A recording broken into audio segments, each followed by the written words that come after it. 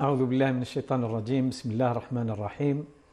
الحمد لله رب العالمين، والصلاة والسلام على أشرف المرسلين وخاتم النبيين ورحمة الله للعالمين وبعد. Chers téléspectateurs, salam alaikum wa rahmatullahi ta'ala wa barakatuh. Nous voilà avec vous ce dimanche, Inch'Allah, بعد يوم العيد. تقبل الله منا ومنكم، غفر الله لنا ولكم، كل عام وانتم بخير. Espérons إن شاء الله ربي يعيد علينا بالخير والبركة في أعوام قابلة في حياتكم وحياة من تحبون جميعا إن شاء الله تبارك وتعالى. Et nous voilà comme toujours avec monsieur le professeur Mohamed Aiwaz. مرحبا بك بروفيسور، عيدكم مبارك. عيدكم مبارك سعيد. الله يسلمك ويبارك فيك. ونغتنم الفرصة لنهنئ جميع الشعب الجزائري, tout le peuple algérien et nos concitoyens à l'étranger, Surtout, et bien sûr toute la nation musulmane à l'occasion de cette fête, Eid al-Fitr al-Mubarak, wa taqabbal Allahu min al-jami'. Alhamdulillah, et ça coïncide avec ce jour du week-end, hein, du dimanche, où nos concitoyens sont en congé, bien sûr. Donc c'est un moment de fête, c'est un moment de joie, c'est un moment de rencontre. Que signifie réellement Eid al-Fitr, monsieur Aiwaz? بسم الله الرحمن الرحيم. الحمد لله رب العالمين وصلى الله وسلم على سيدنا محمد وعلى آله. Le mot Eid en langue arabe, pour comprendre bien sûr la signification d'un terme, il faut toujours revenir à sa racine étymologique. Et donc le mot Eid découle de la racine al-ayn wal-waw wal-dal et le verbe i'ada, ce qui veut dire le retour et la notion de revenir. العيد هو اسم إما من عاد يعود عيدا أو عاد يعود عودا. ولذلك يقال في المثل العربي والعود أحبد. إذن il y a l'idée du retour dans le sens où, dans le cadre des lois qu'Allah tabaraka wa ta'ala a établies dans ce monde, il y a une durée qui est l'année, et dans chaque année, bien sûr, nous vivons bien sûr les mêmes fêtes religieuses, les mêmes événements, et bien sûr ces événements sont des stations pour se ressourcer, pour manifester notre adoration, notre dépendance, notre attachement et également notre soumission à Allah tabaraka wa ta'ala. Voici donc sur le plan étymologique ce que nous pouvons dire par rapport à ce terme qui est al-Eid et qui est généralement bien sûr traduit par la fête. Il y a deux fêtes officielles religieuses dans l'islam, il n'y en a pas d'autres.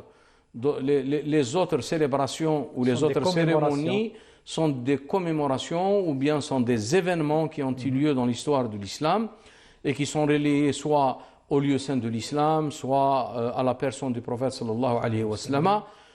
Mais les deux fêtes religieuses officielles, qui ont le statut de fêtes religieuses, Eid fi'lan, Eid al-Fitr wa Eid al-Adha. Eid al-Fitr qui annonce la fin d'une pratique, d'un rite qui est as-sawm, le jeûne, et également Eid al-Adha qui annonce la fin pratiquement d'un autre rite qui est l'un des plus importants piliers de l'islam et qui est le pèlerinage. Donc les choses sont reliées entre elles, il suffit juste de trouver le fil conducteur pour essayer un petit peu de comprendre ses portées et ses significations et ses finalités dans tel ou tel événement. Alors l'Eid, c'est un moment de joie, c'est un moment de ravissement, c'est un moment de contentement, mais le ravissement par lequel je traduirai le mot farah. Et le mot farah également, c'est un terme qu'on trouve dans la tradition prophétique et qu'on trouve également dans le Coran. Et le mot farah, bien sûr, est relié directement à Eid al-Fitr par la tradition qui parle du jeûne, où le prophète sallallahu alayhi wa sallam a rapporté que le jeûneur, as-sa'im, éprouve deux moments de joie ou de ravissement. Alors le premier moment, c'est lorsqu'il rompt son jeûne, idha aftara fariha bi fitrihi, wa idha laqiya rabbahu, et lorsqu'il rencontre son Seigneur, donc il est ravi par cette rencontre.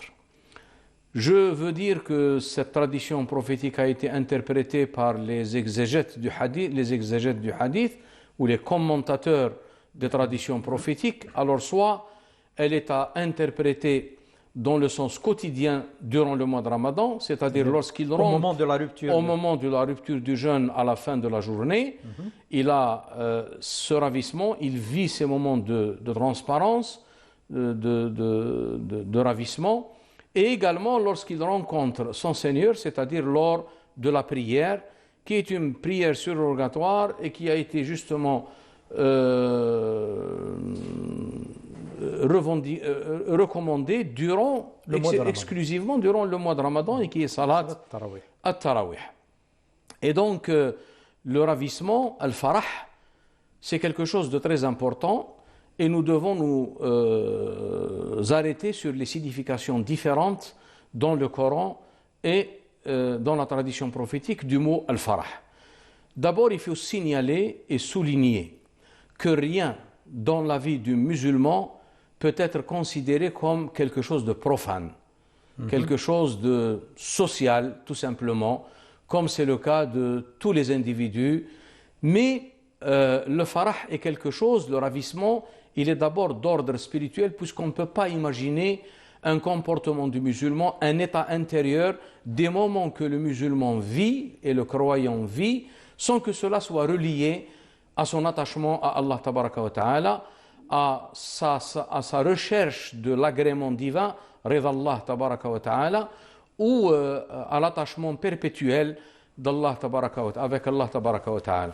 Donc c'est pour cette raison que nous trouvons dans le Coran al-farah dans un sens qui est blâmable, comme par exemple au sujet de Haroun, où le verset dit إذ قال له قومه لا تفرح إن الله لا يحب الفرحين.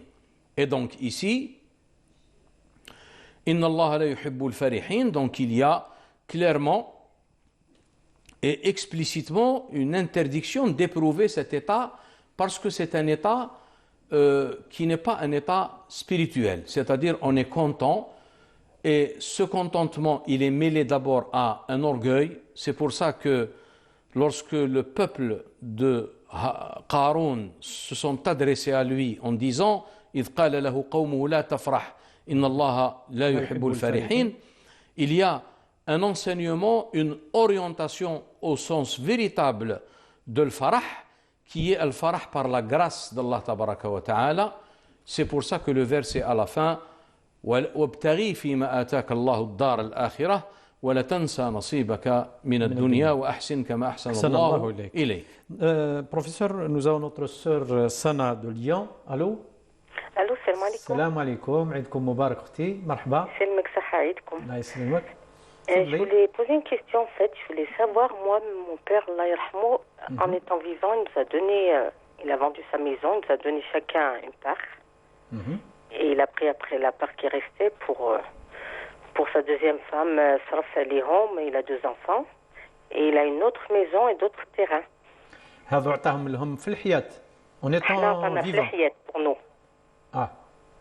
Pour nous, après, on a Flehiyat, il a vendu une grande maison, après on a une petite part chacun. كل واحد d'une part. Voilà. D'accord. Et la moitié de sa maison libre, Saraf Alamartou, ses 2 enfants qu'il a. D'accord. Et maintenant, tout ça. Je voulais savoir la deuxième maison, parce que et la deuxième, je la laisse pour ses 2 autres enfants. Je voulais savoir maintenant qui est tout ça, comme il a plusieurs morceaux de terrain, il a une grande maison et tout. Est-ce que nous نسالو ولا ما نسالوش؟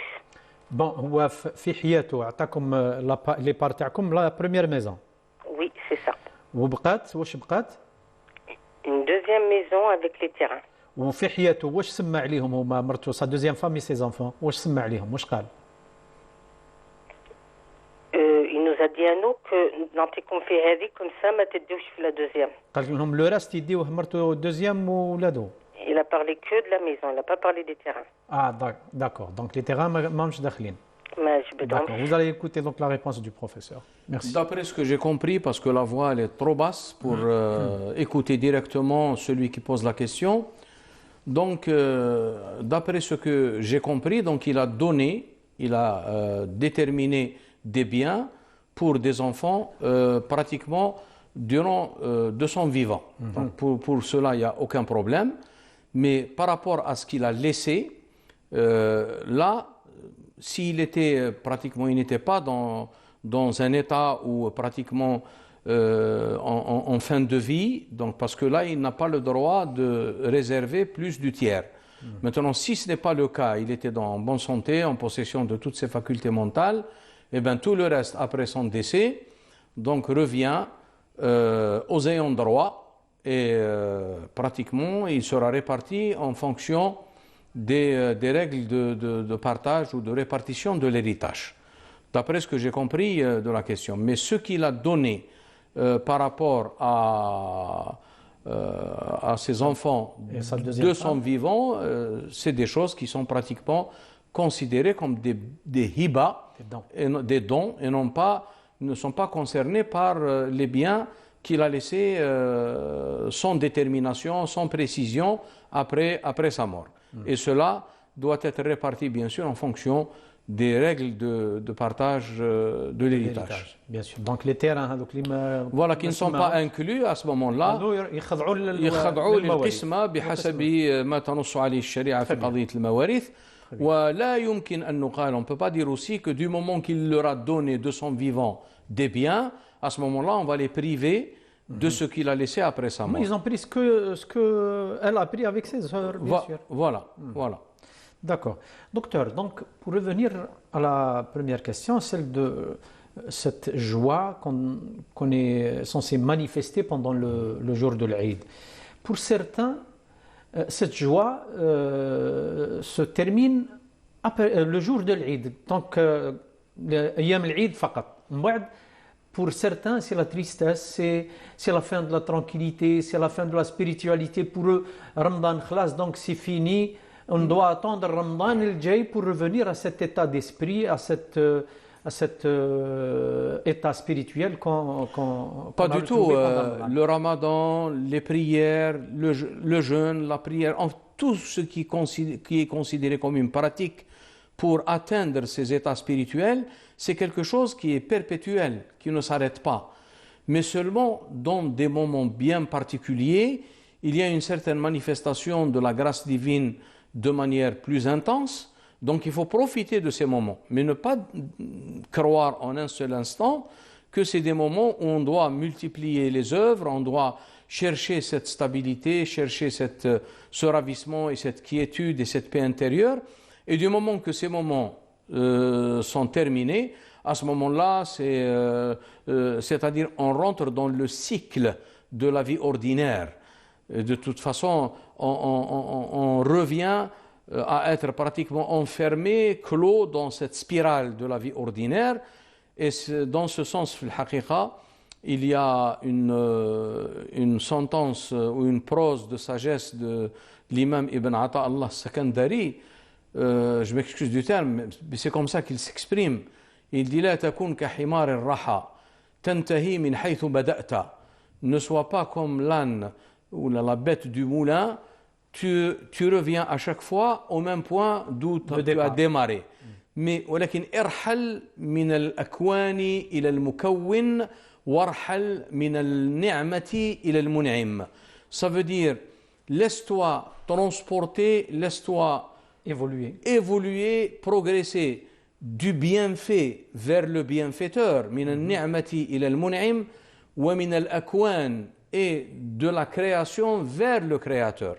Donc celui qui est dans ce perpétuel attachement au créateur, celui qui ne s'arrête pas au niveau du bienfait, mais il contemple à travers le bienfait celui qui l'a dispensé, c'est-à-dire le bienfaiteur, celui-là ne connaît pas ce cycle et cette répétition dans le temps, et il n'est pas clos, il n'est pas enfermé, il n'est pas, si vous voulez, limité, il est pratiquement au-delà de toute limitation.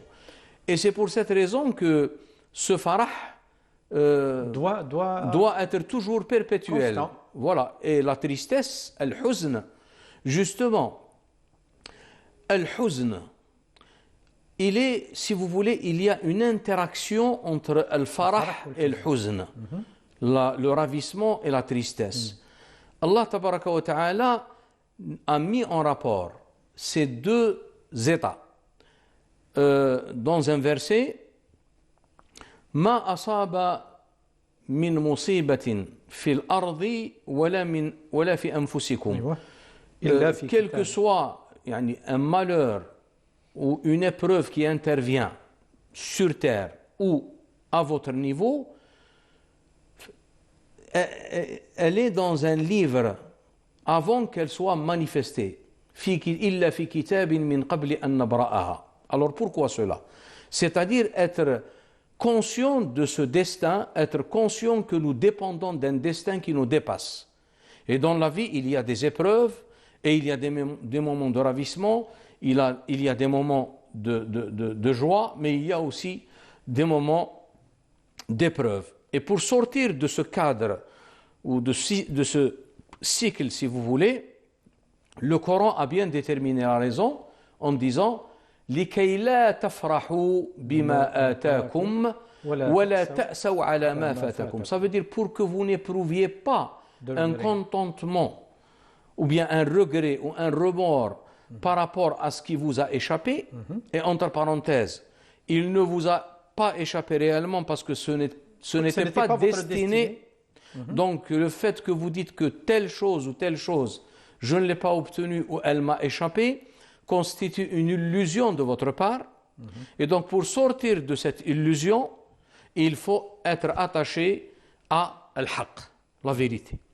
لكي لا تأسوا على ما فاتكم لكي لا تفرحوا بما آتاكم ولا تأسوا على ما فاتكم ولا تفرحوا بما آتاكم. Ici le farah, le ravissement, ce n'est pas dans le sens spirituel. D'ailleurs, le contexte du verset le prouve. Le verset se termine Inna Allah la yuhibbu kulla mukhtalin fakhour, quelqu'un qui se vante et quelqu'un qui est orgueilleux. C'est pour cette raison que le Coran accorde une importance très très particulière à la notion de l'farah et de l'huzn.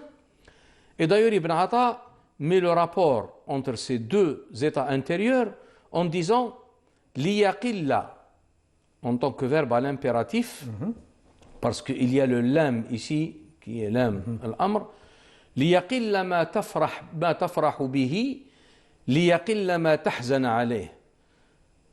Que les choses. C'est une proportion. Voilà, donc plus on diminue ce farah, qui n'est pas un farah, un ravissement dans le sens spirituel, ou plutôt c'est un attachement mêlé peut-être à un attachement excessif au plaisir de ce monde. Donc plus il diminue, il y a en contrepartie une diminution de la tristesse qu'on éprouve lorsqu'on quitte nos biens. C'est pour ça que nos parents, quand ils vivaient un moment de joie et de comment dirais-je, يعني ضحك شوية زائدا يقولوا الله يخرجوا على خير. الله يخرجوا على خير. Voilà, parce que il y a une interaction entre les deux. Et plus la personne s'attache à Allah subhanahu wa ta'ala et contemple Allah tabaraka wa ta'ala et ne se limite pas aux bienfaits, cela à travers les invocations, à travers la méditation du texte coranique, à travers la récitation, la lecture du texte coranique et les invocations, il contribue à la diminution de cet attachement.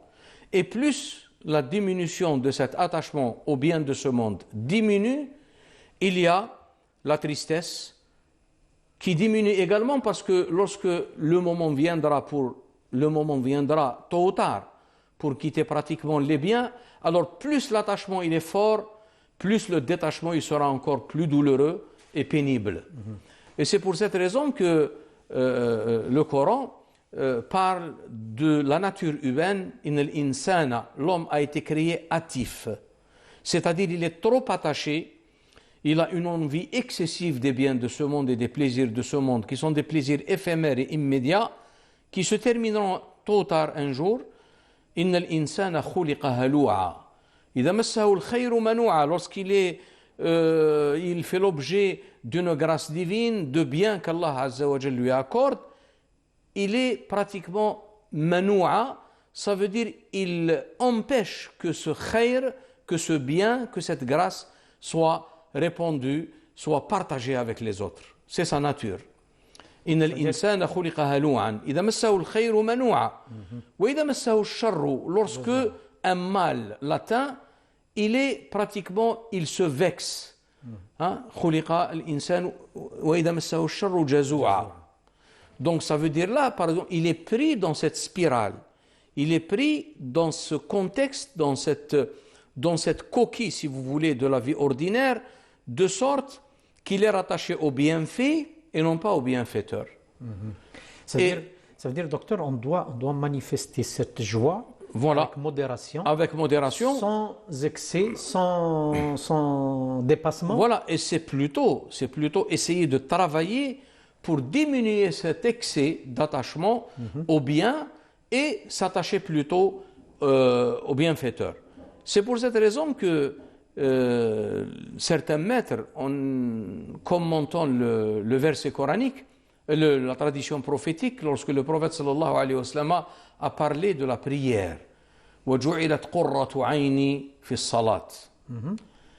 La fraîcheur de mes yeux m'a été accordée dans la prière par rapport aux contemplations et aux connaissances qu'Allah Azza wa Jal lui accorde, infinies. Et donc, ils ont dit que le verset, la tradition dit, le prophète sallallahu alayhi wa sallam n'a pas dit وَجُعِلَتْ قُرَّةُ عَيْنِي بِالصَّلَاةِ, parce que la fraîcheur de ses yeux ne peut être par autre qu'Allah tabaraka wa ta'ala. Donc il a dit, le lieu de cette fraîcheur, le moyen par lequel je rentre dans cet état de fraîcheur des yeux, qurrat al-ayn, c'est le salat.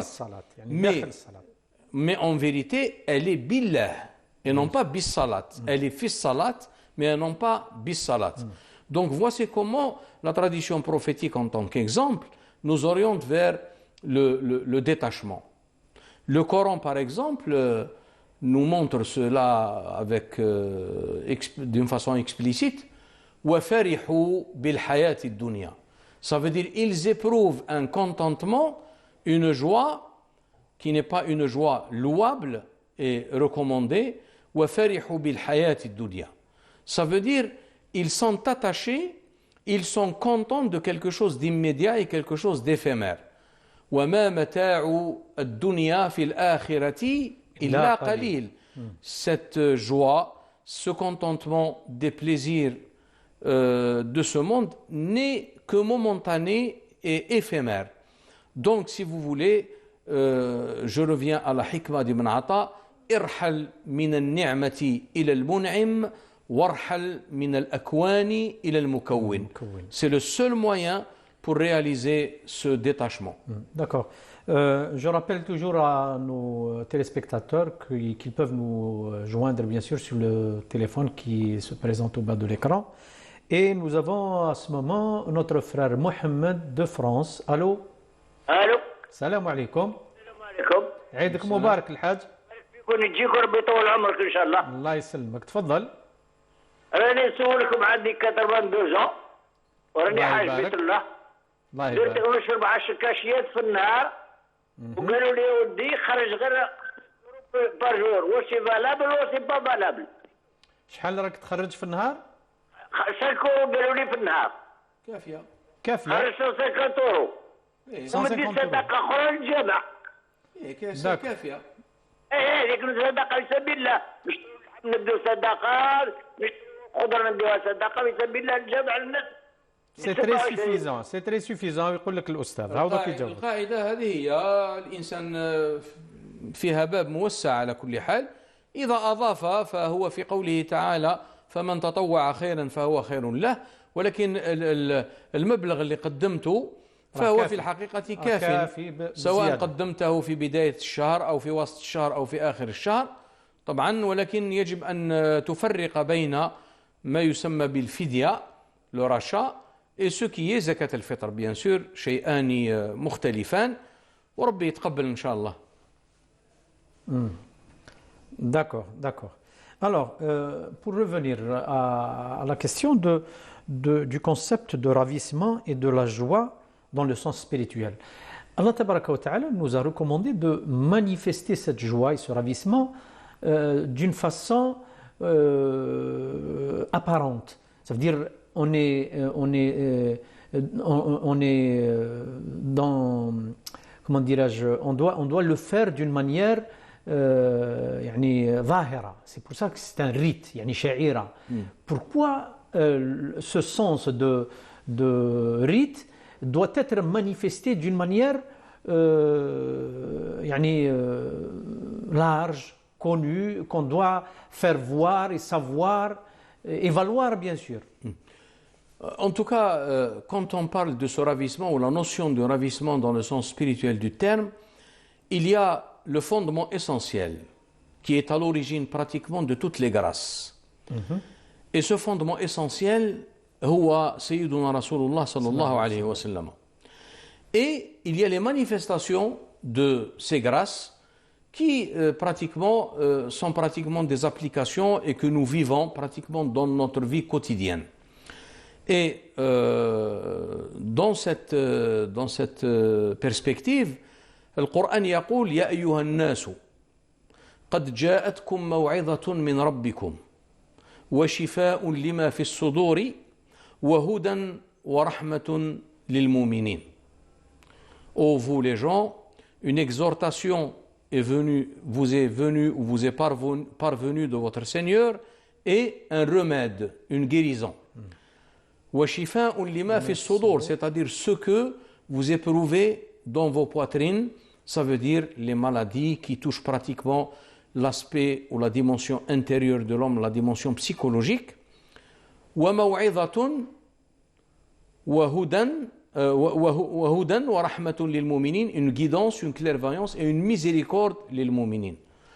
Après ce verset, il y a un impératif divin où il est rapporté قل بفضل الله وبرحمته فبذلك فليفرحوا, et le verbe فليفرحوا, qu'ils se ravissent, c'est-à-dire c'est un impératif.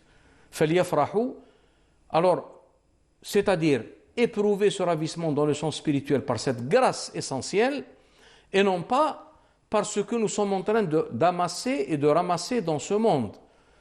قل بفضل الله وبرحمته فبذلك فليفرحوا هو خير مما يجمعون, c'est-à-dire ceci est meilleur pour eux de ce qu'ils sont en train d'amasser des biens de ce monde.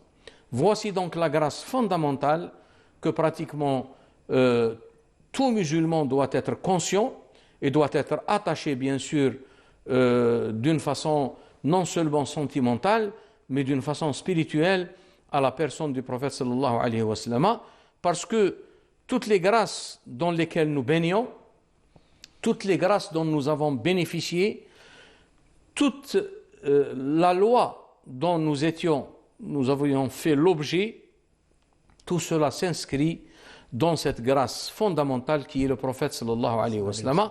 Et c'est pour cette raison que l'imam Shatibi, dans ses al-Maqasid, les finalités de la loi, il dit il ne faut pas que le croyant croit ne serait-ce qu'un seul instant que tout ce qui lui est parvenu, tout ce qui lui a été parvenu dépend de lui-même et non par l'intermédiaire de la baraka du prophète sallallahu alayhi wa sallam. Donc c'est pour ça que le verset insiste قل بفضل الله لم يقل قل بفضل الله فليفرحوا mais قل بفضل الله ورحمته فبذلك فليفرحوا. Il a insisté بالإشارة فبذلك والرحمة هو النبي صلى الله عليه وسلم الرحمة الأصلية لأنه قال أنا رحمة مهداة et le verset وما أرسلناك إلا رحمة للعالمين. Nous y reviendrons inchallah après la question de notre frère Boumedienne de France. Allô, bonjour, salam alaikum. Allô. Oui, allô. مرحبا, عيدكم مبارك. الو عيد مبروك. الله يسلمك يبارك فيك, تفضل. امين ان شاء الله. J'aurais juste une dernière question. Bien sûr, تفضل. En fait, j'ai ma belle-sœur qui s'est mariée religieusement avec mon frère. Donc elle a shahad devant l'imam et elle a fait tout ça. Et en fait, ça fait longtemps tout ça. Et ma belle-sœur, elle veut rentrer dans l'islam. Elle est française. Et je voudrais savoir si elle doit revoir un imam ou elle elle est déjà musulmane? C'est tout ça en fait mes questions, c'est mes deux questions. D'accord. Vous allez entendre la réponse du professeur, bien sûr. Pas du tout. C'est une question très personnelle. Mais seulement, vu que l'islam n'est pas seulement une religion, c'est-à-dire une religion qui insiste sur le rapport de la personne à Allah tabaraka wa ta'ala, un rapport du cœur de la personne à Allah tabaraka wa ta'ala, sa foi en Allah tabaraka wa ta'ala, mais elle va être aussi partie intégrante de la communauté musulmane, elle va vivre parmi cette communauté, elle a des devoirs religieux à accomplir avec et au sein de cette communauté. Voici pourquoi il est recommandé de prononcer la shahada, qu'on appelle un témoignage. Donc le témoignage dans son sens le plus simple, c'est qu'il faut qu'il soit, je dirais, manifeste. Mais ce n'est pas dans le sens d'un directeur de conscience qui va l'orienter, qui va lui dire que vous devez faire ceci et cela, sauf dans le sens, bien sûr, qui relève de la connaissance de la personne pour la transmettre à cette personne qui est là pour s'enquérir de certaines choses qui sont relatives à sa pratique religieuse en tant que musulmane. Mais normalement, ce n'est pas forcément un imam.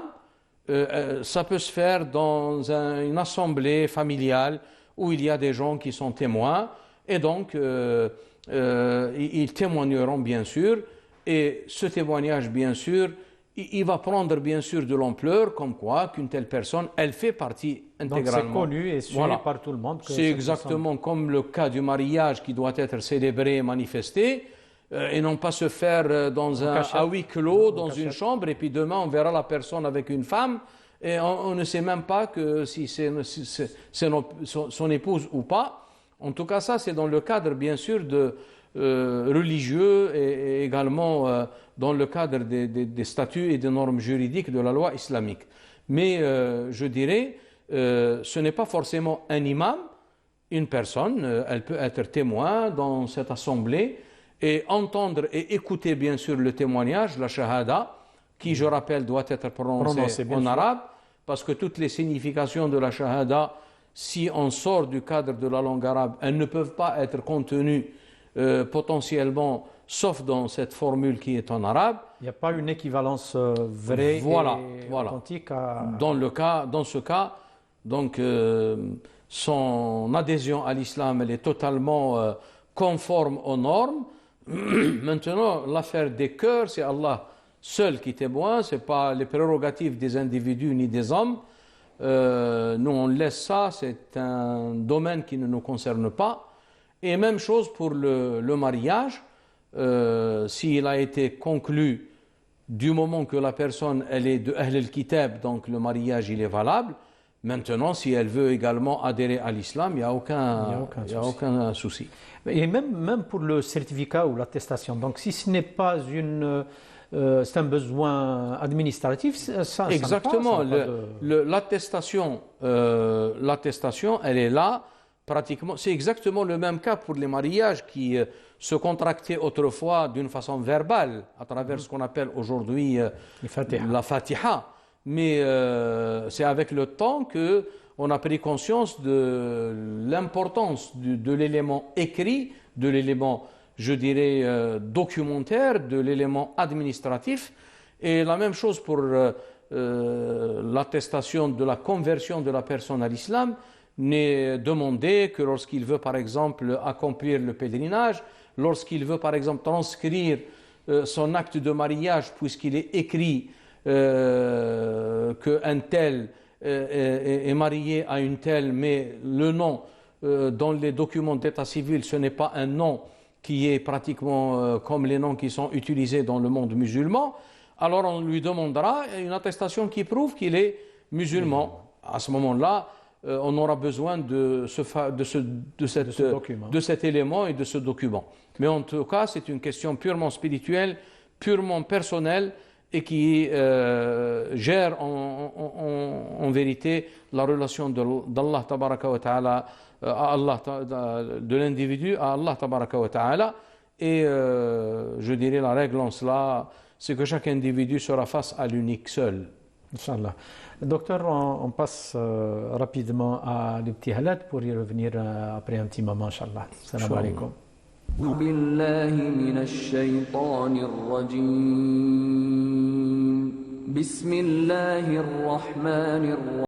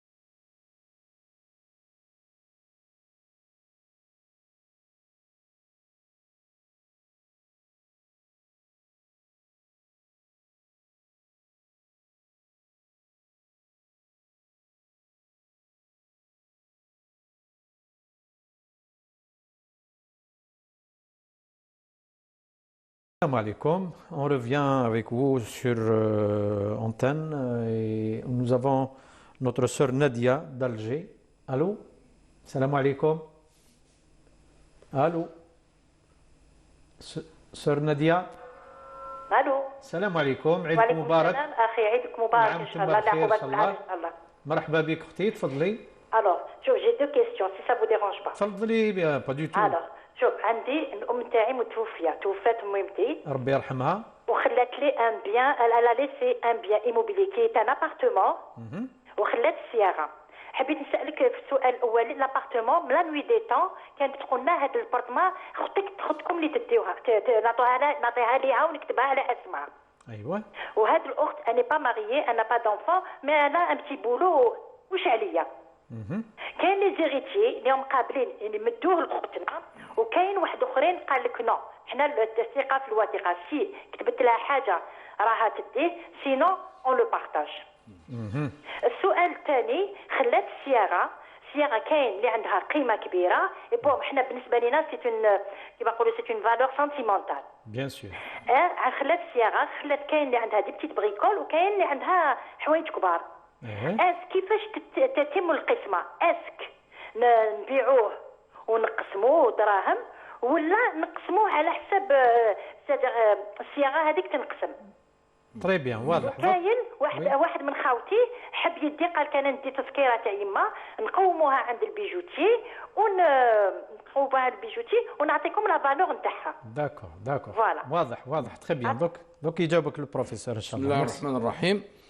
على كل حال الوالده لا ماما الله يرحمها من حقها ان يعني تعطي شيئا من ملكها الى ابنتها في حياتها، ولكن المسألة هنا أنها يعني أن n'a pas laissé quelque chose d'écrit. C'est ça qui pose problème. Maintenant, la chose n'est pas certifiée par un document écrit qu'elle a déterminé une part de ses biens ou un bien déterminé, en l'occurrence dans votre cas c'est l'appartement, et donc il y a quelqu'un qui s'oppose parmi les ayants droit.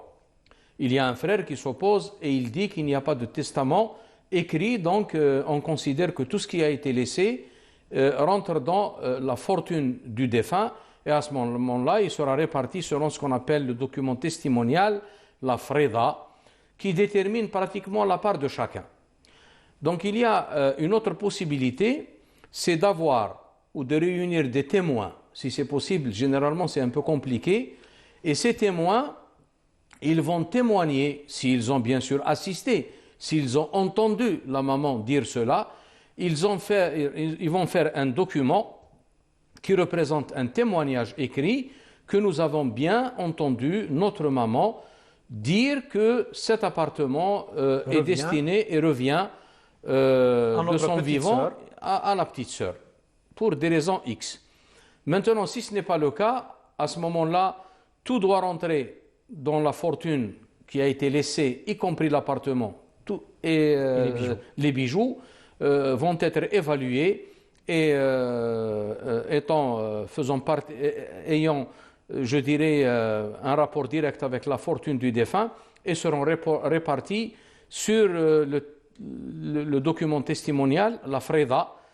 La freda, elle a pour but de déterminer les ayants droit et les parts qui revient à chaque ayant droit. L'estimation et l'estimation, si vous donnez par exemple la somme des biens laissés, alors il y aura une possibilité de déterminer avec précision les sommes de chacun. Maintenant, pour les bijoux, vous dites que bon, nous voulons bien garder et tout, donc vous pouvez évaluer. Je pense qu'il y a un de vos frères qui vous a donné cet avis, qui est totalement juste. Donc, vous allez évaluer le prix de ces bijoux et vous donner l'équivalent selon le document testimonial. Donc, vous allez répartir ça en fonction des données de l'héritage, des règles de l'héritage, et vous gardez les bijoux. C'est-à-dire celui qui veut garder les bijoux doit rembourser doit donner aux ayants droit, aux autres ayants droit, aux autres ayants droit en espèces. Voilà. Bien sûr. Exactement. J'espère que c'est très clair pour notre sœur Nadia d'Alger. Donc là, il y a un aspect, je dirais, administratif, documentaire qui est très important dans cette affaire. D'accord, très bien. Donc, en revenant au verset que vous avez cité dernièrement, قل بفضل الله وبرحمته فبذلك فليفرحوا. Ce que représente l'arrivée du prophète sallallahu alayhi wa sallam pour le musulman, pour l'islam, ce n'est pas quelque chose de dérisoire, c'est très important, c'est quelque chose qu'on ne peut pas estimer. Tout tourne autour justement de la personne du prophète sallallahu alayhi wa sallam. Donc le sentiment de joie, le sentiment de ravissement doit rester constamment avec le musulman quand il se souvient qu'Allah tabaraka wa ta'ala lui a préservé cette miséricorde. Justement, dans cet ordre d'idées, et l'importance de la personne du prophète sallallahu alayhi wa sallam, peut-être que nous ne pouvons jamais exprimer par des mots. Et c'est dans ce sens que Allah tabaraka wa ta'ala a considéré comme un aspect de la mécréance, le kufr, c'est ceux qui tendent et qui tentent à donner des interprétations qui tendent à faire une différence entre le prophète sallallahu alayhi wa sallam et Allah tabaraka wa ta'ala. Alladhina yufarriquna bayna Allahi wa rusulih. Donc il ne faut pas, cette distinction n'existe pas, parce que Allah tabaraka wa ta'ala, bien sûr pour des raisons, je dirais, parce que nous sommes des humains, donc il faut qu'il y ait des intermédiaires entre Allah tabaraka wa ta'ala et les individus et les créatures humaines. Et un intermédiaire proche, de recevoir et de recevoir la révélation. D'ailleurs, le Coran dit قل لو كان في الأرض ملائكة يمشون قل لو كان في الأرض ملائكة قل لو كان يعني s'il y avait des anges qui marchaient sur terre, eh bien Allah tabaraka wa ta'ala aurait envoyé des anges comme des messagers, mais ce n'est pas le cas. Il y a des créatures humaines, donc il faut qu'il y ait cette homogénéité pour que le message et la transmission du message soient possibles. Mais en aucun cas on doit faire cette distinction, parce que ça revient presque à Allah tabaraka wa ta'ala, qui est le véritable détenteur de cette grâce. Et les manifestations de cette grâce, en premier lieu, nous avons la manifestation à travers le prophète sallallahu alayhi wa sallam. قد جاءكم من الله نور وكتاب مبين. Une lumière vous est parvenue d'Allah tabaraka wa ta'ala et un livre explicite. Et donc un nour, selon les exégètes, c'est un Nabi sallallahu alayhi wa sallam. Et donc, dans ce sens, bien sûr, quand on parle de cette union, bien sûr, on distingue toujours entre le créateur et la créature. Al-haq ou al-khalq, ce n'est pas du tout dans ce sens. Et jamais l'idée est venue aux musulmans de confondre, comme c'est le cas par exemple dans d'autres traditions, où on a pris Jésus alayhi salam comme étant le Fils de Dieu ou comme étant Allah tabaraka wa ta'ala. D'ailleurs, le Coran il est ferme là-dessus. لَقَدْ كَفَرَ الَّذِينَ قَالُوا إِنَّ اللَّهَ ثَالِثُ ثَلَاثَةٍ, ou bien لَقَدْ كَفَرَ الَّذِينَ قَالُوا إِنَّ اللَّهَ هُوَ الْمَسِيحُ عِيسَى بْنُ مَرْيَمَ. Ce n'est pas du tout dans cette perspective. Mais c'est dans la perspective qui est rapportée dans le Coran. مَنْ يُطِعِ الرَّسُولَ. En vérité, مَنْ يُطِعِ الرَّسُولَ فَقَدْ أَطَاعَ اللَّهَ. Bien sûr. Ceux qui contractent un pacte d'allègement avec toi, إِنَّ الَّذِينَ يُبَايِعُونَكَ, ils ne le contractent en vérité et seulement avec Allah. Et d'ailleurs, innama, dans le verset, al-hasr, inna alladhina yubayi'unaka innama yubayi'un Allah. Donc, dans ce sens, il ne faut pas faire cette distinction. Et bien sûr, sur le plan doctrinal, il est clair qu'il n'a jamais été question de prendre le prophète sallallahu alayhi wa sallam pour une divinité en dehors d'Allah tabaraka wa ta'ala. Ceci est hors de question. Mais il y a une erreur à ce niveau-là qui fait qu'il y a des interprétations très simplistes dans la communauté musulmane, alors soit pour accuser les musulmans qui sont des croyants pour des mushrikoun ou pour des kuffars, pour des comportements qui n'ont rien à voir avec le shirk, ou bien alors minimiser l'importance de cette grâce divine fondamentale et incommensurable en disant que le prophète sallallahu alayhi wa sallam n'est qu'un individu, une créature humaine qui est venue transmettre un message et elle est partie et ça s'arrête là. En se basant, en prétextant à travers des versets, en disant « Qul innama ana basharun mithlukum » d'accord, « Ana basharun mithlukum » mais ils oublient aussi « Yuha ilayya » donc c'est toute cette particularité. Tout ce qui se rapporte à la vie du prophète sallallahu alayhi wa sallam, sa valeur, son rang sublime auprès d'Allah tabaraka wa ta'ala, wa innaka la'ala khuluqin azim, il revient à cette particularité, à cette, ce qu'on appelle al-khususiyya. Nous ne parlons pas de la bashariya, de l'humanité. Parce que nous, lorsqu'on a cru au prophète sallallahu alayhi wa sallam, c'est pour cette raison que Nabi sallallahu alayhi wa sallam, on ne peut pas le considérer ou le qualifier de héros ou de génie, comme le disent certains penseurs et certains philosophes. Innama huwa Abdullahi wa Rasuluh. Donc il y a ana basharun mithlukum yuha ilayya. Voilà l'exception, la particularité. En dehors de lui, il n'y a personne yuha ilayya, c'est lui. Et donc cette indication dans le verset yuha ilayya, c'est ça qui constitue al-khususiyya al-nabawiyya. Et quand on parle de khususiyya, on est dans le domaine du ghaib, on est dans le domaine de certains enseignements qui dépassent pratiquement nos entendements, nos raisons, et c'est pour cette raison que les sahaba, qui sont pratiquement les générations les plus importantes et les plus méritoires, qui ont vécu avec le prophète sallallahu alayhi wa sallam, n'avaient pas cette question d'obstacle ou mesurer les choses ou les évaluer par leurs entendements ou leurs raisons. Abu Bakr al-Siddiq, il est qualifié de Siddiq véridique parce que lorsqu'il a reçu l'information que le prophète sallallahu alayhi wa sallam a accompli par miracle un voyage nocturne et une ascension, lorsque les gens sont venus vers lui dire est-ce que tu as écouté ce que ton ami est en train de nous dire, il a dit est-ce qu'il a vraiment dit ça, il a bien dit cela, eh bien il n'y a pas de problème, moi je le crois encore bien au-delà de cela, pour des choses bien au-delà de cela. Il me dit qu'il reçoit la parole du ciel et je le crois. Donc voici cette particularité, هذه الخصوصية التي يعني نحن مرتبطون بها في علاقتنا بسيدنا رسول الله صلى الله عليه وسلم. Docteur, en deux mots et en dernier, الصحابة رضي الله عنهم كانوا يدعون الله عز وجل 6 أشهر كي يطيل الله عز وجل أعمارهم ليحضروا ويشهدوا رمضان. ثم بعد صيامه كانوا يسألونه 5 أشهر أن يتقبله الله منهم. نعم. Qu'est-ce que ça représente?